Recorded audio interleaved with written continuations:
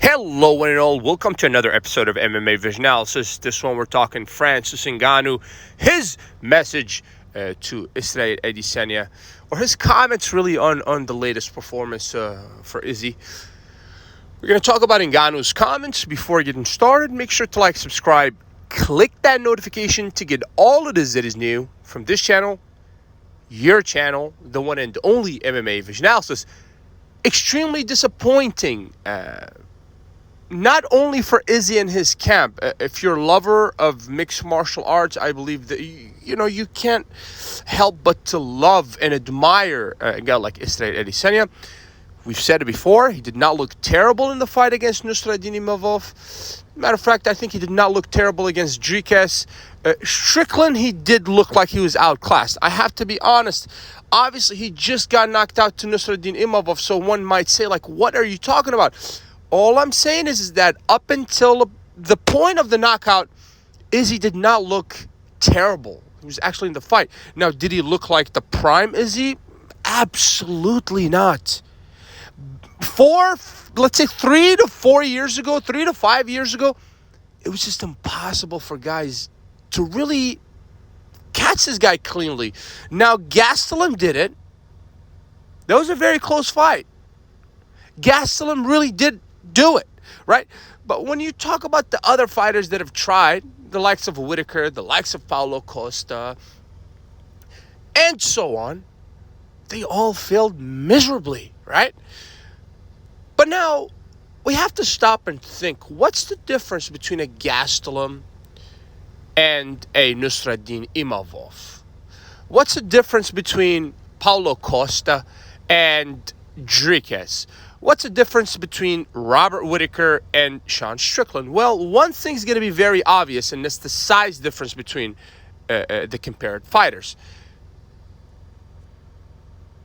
Gastelum, 5'9", gave us, really. I mean, Gastelum versus Israel Adesanya is one of the most iconic fights ever. And I stand behind that, right? The guy's like 5'9", right? You go to Nusradin Imavov, 6'2", just bigger guys. I think he's just fighting bigger guys. Dricus, 6'1", 6'2", ginormous torso in comparison to other fighters. I want to say Paulo Costa's probably like around the 6 foot mark. So he's definitely fighting guys that are bigger, and it's a factual thing. And there are things like age, which, take away your speed and momentum and, so many other things. And Dricus, prior to him facing Israel Adesanya, he said that he does not understand why Izzy still fights after achieving it all. And it kind of makes sense. But here, we are kind of looking at things in retrospect now. And it's easier to make these kind of comments looking at things in retrospect. And I think if Izzy would have won, then it would have put the conversation somewhere else. That's for sure. That being said, obviously Francis Ngannou sends a warm message directed towards Izzy, and he says that this is an unforgiving game. That indeed, it's an unforgiving game. This is a game where, pretty much just down to the bare bone,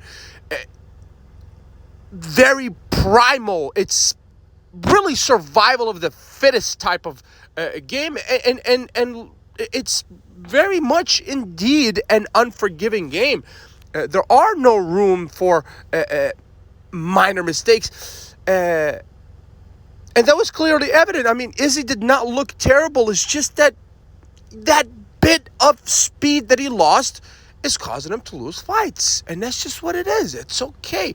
It doesn't take away from the legend that is Israel Adesanya.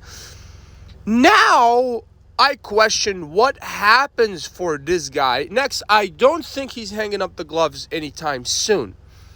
And I really do think the next fight will be a win for Izzy. But at the same time, I mean, what are the odds of this guy actually reclaiming what was once his? But look, right now, it'll make for a heck of a comeback story. And if anybody can do it, it's Israel Adesanya. If you made it this far, I appreciate you for sticking around. Please let me know what you think in the comments and like subscribe for more.